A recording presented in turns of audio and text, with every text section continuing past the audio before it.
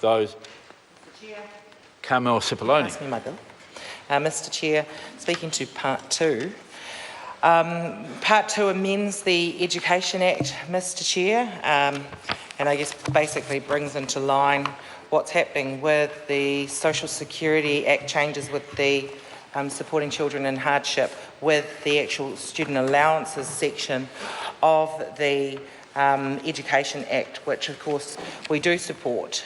So it's making sure that anything that they were able to get via these changes, so the $25 increase will actually apply to those who are on the equivalent student allowance. And so we do support that, Mr Chair. I just want to say that we support in general the idea of parents not only being supported in a positive way to go back to work, but also being supported to return to study. So we think there should be no difference in the amount of money that they're able to access for support if they're in study compared to, say, being on a benefit. I will, though, just reflect on the supplementary order paper that the National Government voted against that went through on Part 1, which is relevant to this in some stages, in many ways, Mr Ducey, because it's about support for sole parents to be able to go back and study. So let's keep in mind here that when we're looking at student allowances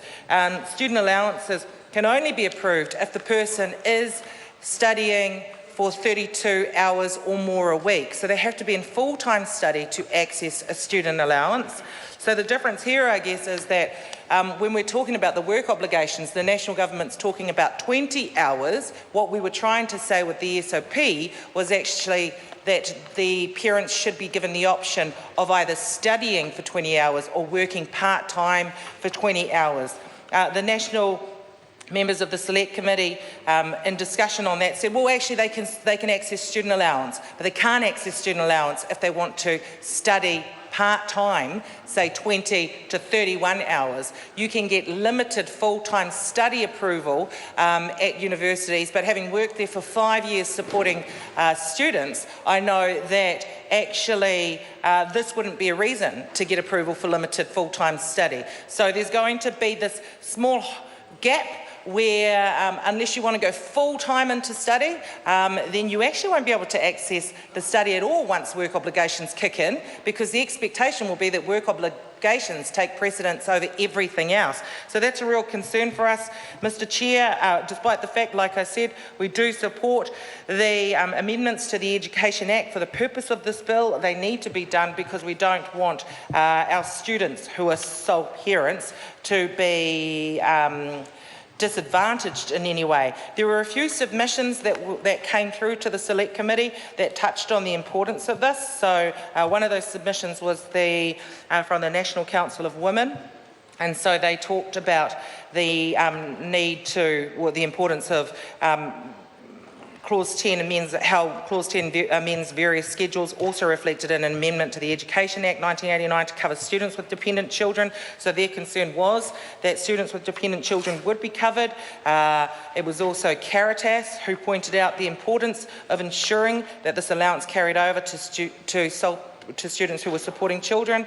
It was also the Child Poverty Action Group who pointed this out, and so CPAG noted the intention to allow student parents on allowances to access the $25 increase in benefit, and CPAG, so the Child Poverty Action Group, said given this intent that they actually were concerned that if this was done in terms of the $25 increase, they were saying there could be no justification for denying students the in-work tax credit for their children as well, which I think was a really interesting argument, and I wonder whether or not the Minister took that into consideration when reading that submission from the Child Poverty Action Group. We had another submitter, Graham Howell, who talked about the importance of ensuring that this $25 was made available to sole parents on a student allowance. Law for a Change, who represents a whole lot of students, a large number of which they said are concurrently not only studying but supporting children, and so they were pushing for the fact that this needed to be reflected in student allowances. I think it's still an area that we do need to look at. I know that the government have made changes with things like the accommodation supplement, so that applies to students who are on student allowances. and who are sole parents. And I'm just wondering, Mr. Chair, or I've been told that there are still other areas. All I can say on that bit.